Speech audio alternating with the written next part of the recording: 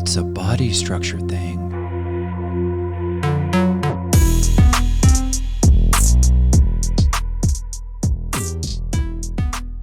Welcome to the next episode of It's a Body Structure Thing. Our team is devoted to improving the daily lives of the individual through preventative and recovery care based on structural improvements of the body. I'm your host, Ron Buford, and with me is my co-host and the developer of SRM Body Structure System and Intelligent Threads product line, Brian Brzezinski. Salutations. Howdy, brother. How's it going? Good. Today, we're going to be talking about an interesting thought process. What would this entail? So, I've been thinking, and a lot of questions that's been hitting the boards is SRM and IT both. Right. What ages should we go into? Right? What's the appropriate age to have SRM? And what's the appropriate age to start utilizing wearing IT? IT. So I've worked on brand new babies all the way to 102. What I like to tell people is when you think you need to come in is when it is. Mm-hmm. But I have seen, I personally love working with kids around the age of 12, 13. Okay. Because the hormonal shift changes, the muscle's starting to tighten up, and the problems that they have seem to start surfacing around then. Okay. So to me, it's a very important time. Kind of heavier athletic age too, right? Getting Right. into more heavy sports, I guess. I guess with IT, I've had there again, older people wear it, Sure. and then I've had moms wrap their brand new kids in it because they say, well, they're not as fussy, they don't cry as much, which is completely subjective. We have no data on that at all. I'll try that on my daughter when she's born. Exactly. Well, you can hit test Try it case out. number one. Test case number one. Interesting. And that's kind of mind blowing if that does like decrease. But I mean, then, obviously, if they're hungry or they're tired. But then how do you compare it to? Right, exactly. Right, and that's the hard part about that Right. that type of test, right? Oh, well, they didn't fuss as much. Well, compared to what? Your last kid? Yeah. I mean, And every kid's could different. be different personalities, absolutely. right? 100%. So that'd be a tough one. But again, if it does relax, you would think it would have some sort of it'd have to help. ancillary benefit Somewhere. to the child Absolutely. of more comfort or feeling safe. Right. Maybe. I don't know. I mean, Right. I'm speculating at this point, right? So interesting though. Yeah. Okay.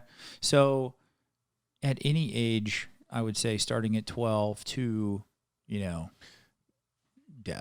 when you're done, right? Yeah. That SRM itself could be very beneficial. So what if you're just not hurting, you're doing great in sports, Yeah. have no issues? What then? Well, I don't need to see you. I mean, possibly preventative, and then most people come in because they hurt, which is great. Right. Not that they hurt, that they have a place to go. Something's happening. Something's happening. Right. But if everything feels good and you have no issues, then that's phenomenal. Like, Yeah. And would it be good to come in and get checked out? Sure. Yeah. But hopefully I go, there's absolutely nothing wrong with you. See you later. Right. Well, I haven't had that happen yet. Well, see, that's what I say. So let me play devil's advocate a little bit Okay, here. yeah, absolutely. So we get in this cyclical cycle of I feel fine. I don't need to see the therapist or the doctor or Right. the dentist, whatever it might be. Right. But my wife just beats me over the head of you need to get checked out. You need to get checked Right, out. of course. You need to get checked out. Right. And throughout, how many appointments have you had? Like 30,000 appointments. 30,000 appointments. So Yeah. tell me. More than in my town. Right. More than in the More town. people than in my town. Right. Anyways. How many people have come in that their knees were in place? I started really tracking it about 3 years ago. Yeah. I've had 4 knees in place. Not 4 people with both knees in place, but 4 people that had one knee in the correct anatomically correct position. But nobody with both. Nobody. Okay, so I go back to my And we were talking about 80, 90-year-olds to 12-year-olds. right. Yeah. Right. It's So crazy because usually, I know 20 years ago, it seemed like all the kids, you have a knee, both knees in or one knee in the right position. It's not even that anymore. It's kind of insane, actually. I don't know what's going on. Interesting. Yeah. Well, I look back at my athletic career and my dad's. So my dad was an Olympic long jumper. Oh, wow. So he was the number 1 rated Olympic long jumper in the 1950s, and then jumped out of a long jump pit. Wow. Yeah, so he hit 26 feet, and they're like, well, it was 25 feet because nobody jumped that far back in the 50s except for like one person. And he tore all the lateral ligaments in his leg, right? So it ended his career, ended his pro football career, ended his Olympic dreams, all that stuff. But then I go back to myself, and I did triple jump and some other stuff in middle school, and it tore my knees to pieces. Right. And they're just like, well, that's hereditary because your dad had bad knees too. Right. Right. And now learning all of this, I go back and I was like, maybe your knees were just out of place. And because we were so tough on them throughout our athletic career, they finally just buckled. Maybe. Yeah, no, I think that's a great point. So can there be genetically problems? Yes. Oh, yeah. Now, I'm tall. Yeah. So my balance points are different just because I'm taller. So genetically, my balance points are different. Right. But bad posture is bad posture. Right. In fact, I have, and they can contribute to knee issues and everything else. So there is something to say about genetic problems, but it's more of a structural thing. Right. Hey, anyways, I missed. Put it right in. I was thinking about it. I was thinking I missed that last episode. Did you? I didn't. No. Oh man, it's first. But time. it's more of a structural thing. It's not necessarily a genetic thing. True. So I have people that I have 70, 80, 90-year-old men and women that come in and they're pulled forward. I mean, I have some teenage kids that are pulled forward. It's their head. What I mean by pulled forward is their heads in front of their shoulders and their chest is down and they're looking at the ground. Right. And when we're done, some of the really extreme cases, we got them a whole lot straighter. Maybe not 100%, but and they're very happy they got them straighter. Right. But when they come in, we can help their posture. So that's not necessarily a genetic thing, and it's not because they're old. Right. It's not that they're old, but they've had longer to mess up. So age does still play a role. Right. But it doesn't play a role just because you're old. You have these problems. Right. Just because you have this genetic problem doesn't mean you're going to have these issues. Sure. Well, and I'll go back to the original statement of when should people come in, and if you're not hurting, right? I would say for me, it's just like your checkup at the dentist, right. or your PCP, primary care physician. For those that don't know the acronym. Thank you. I was wondering. Yeah. Sorry. I tend to talk in acronyms. Military is just like, the yes. PCP and the DDD and blah blah blah, and you right, go of down, course, right? Yeah. And it's the preventative care. I'm just thinking if I'd have had somebody like you in middle school track, made sure I was aligned. If I would have went in my sophomore year, right, kind of same junior year, yeah, for basketball, before I blew my ankle out, right, same kind of thought process.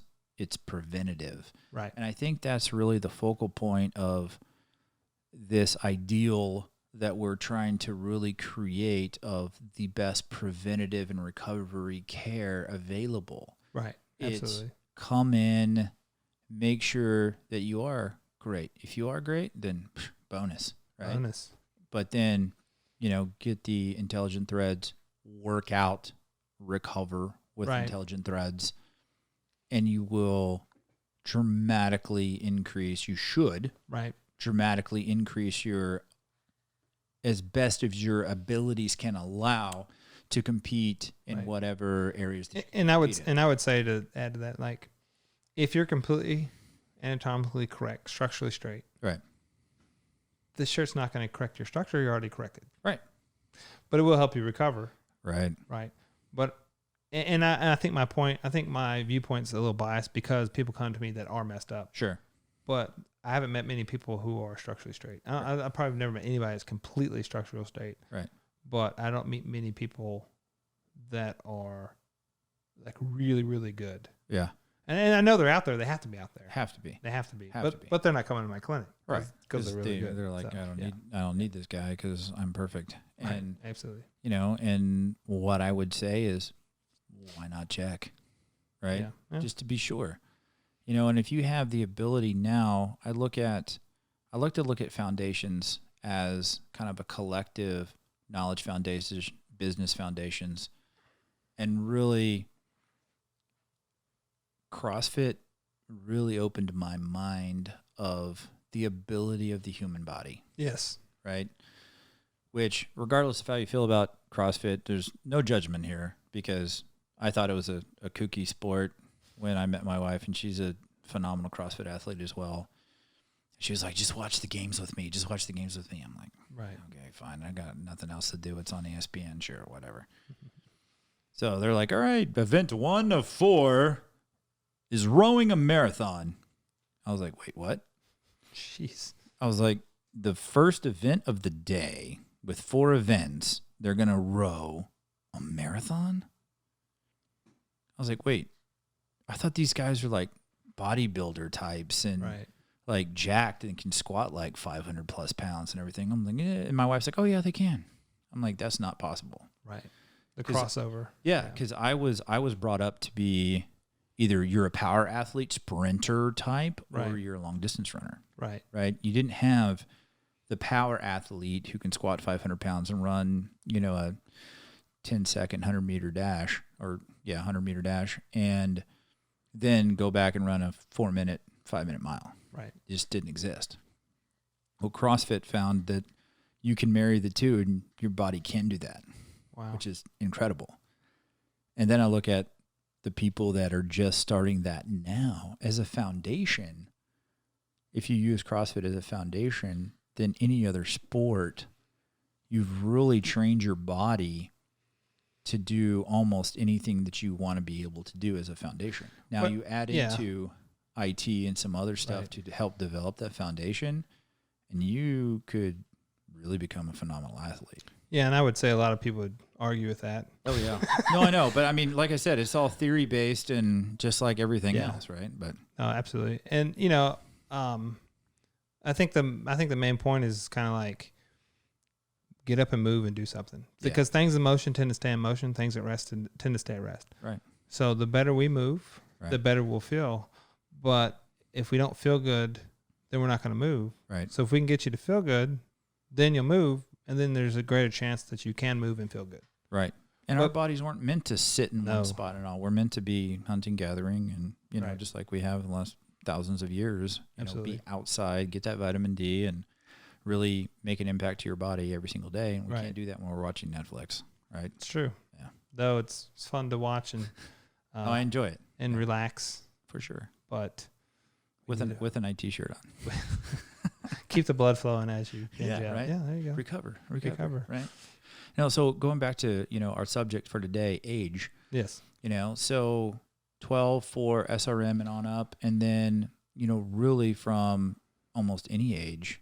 Yeah. For the IT. Even with SRM, I've seen brand new kids. Sure. And I've seen kids, but we see an increase around the age of 12. I don't see many before that. Sure. But around the age of 12, we see an increase. Sure. So it's not like, you have to wait till you're 12. But most kids are pretty good until that's when we start seeing the body changes. Yeah, starting to change within the body. So interesting. Okay, well, I think that's a great point that we can drive home and keep that for any other conversations for the next episode. But sweet. I think age is it's a great question that popped up, and I was just like, you know what, I don't really know the answer to that. So that sounds like a good episode in question. Absolutely. So appreciate the information, and get checked out. I think this is a great idea. So thanks a lot, buddy. Appreciate it, sir. Yeah.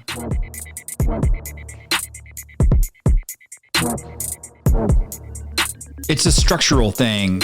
Sponsored by, well, we don't have any sponsors at this point, so it seems oddly self-serving to sponsor ourselves. But, oh well. Intelligent Threads, powered by Myo-E technology. The first athletic wear able to release and relax muscles with no wires or external power sources.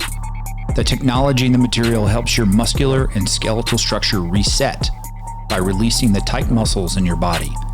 Yes, real muscle release in this new wearable technology. Now, why aren't you wearing one? Visit Intelligent Threads on Facebook, Instagram, our website, www.intelligentthreads.com, and see us on our YouTube channel. It's a structural thing. Activating your body to its full potential. The future of preventative and recovery wear is here. Be activated.